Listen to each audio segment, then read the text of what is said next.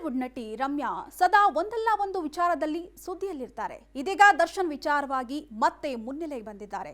ಹೌದು, supreme court ಅಲ್ಲಿ ನಡೆದಂತಹ ವಿಚಾರಣೆ ಸಂಬಂಧ ರೇಣುಕಾಸ್ವಾಮಿ ಕುಟುಂಬಕ್ಕೆ ನ್ಯಾಯ ಸಿಗುವಂತಹ ವಿಶ್ವಾಸ ಇದೆ ಅಂತ ಹೇಳಿ ನಟಿ ರಮ್ಯಾ ಇನ್ಸ್ಟಾಗ್ರಾಮ್ ನಲ್ಲಿ ಬರ್ಕೊಂಡಿದ್ರು. ಇದಾದ ಬಳಿಕ ರಮ್ಯಾ ವಿರುದ್ಧ ಡಿ ಬಾಸ್ ದರ್ಶನ್ ಫ್ಯಾನ್ಸ್ ಮುಗಿ ಬಿದ್ದಿದ್ದಾರೆ. ರಮ್ಯಾಗೆ ದರ್ಶನ್ ಅಭಿಮಾನಿಗಳು ಕೆಟ್ಟ ಹಾಗೂ ಕೊಳಕು ಮೆಸೇಜ್ಗಳನ್ನ ಕಳಿಸ್ತಿದ್ದಾರಂತೆ.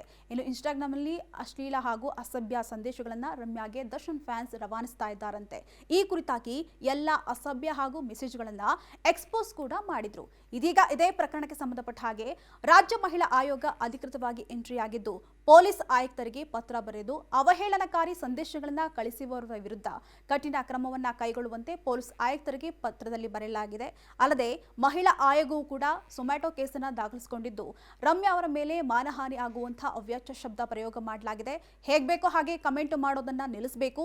ಕಮೆಂಟ್ಸ್ ಮಾಡಿದವರಿಗೆ 3 ರಿಂದ 7 ವರ್ಷ ಜೈಲು ಶಿಕ್ಷೆ ಆಗಬಹುದು. ಇನ್ನು ಹೆಣ್ಣು ಮಗಳ ಮೇಲೆ ಕೆಟ್ಟ ಕಮೆಂಟ್ ಮಾಡಲಾಗಿದೆ. ಇದರಿಂದ ಹೆಣ್ಣು ಮಗಳನ್ನ ಮಾನಸಿಕವಾಗಿ ಕೊಲ್ಲುವಂತಹ ಯತ್ನ ನಡೆದಿದೆ. ಜೊತೆಗೆ ಪ್ರಕರಣ ಸಂಬಂಧ ನ್ಯಾಯ ಕೊಡೋದು ನ್ಯಾಯಾಲಯ.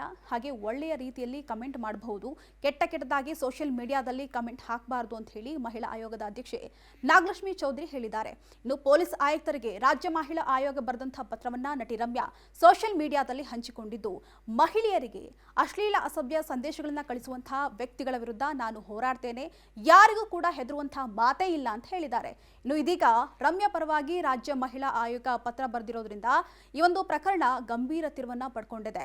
ಸ್ವಂತ ಐಡೆಂಟಿಟಿಯನ್ನ ಮರೆಮಾಚಿ ಅವಹೇಳನಕಾರಿ ಸಂದೇಶಗಳನ್ನ ಕಳಿಸುವವರಿಗೆ ನಡುಕ ಶುರುವಾಗಿದೆ.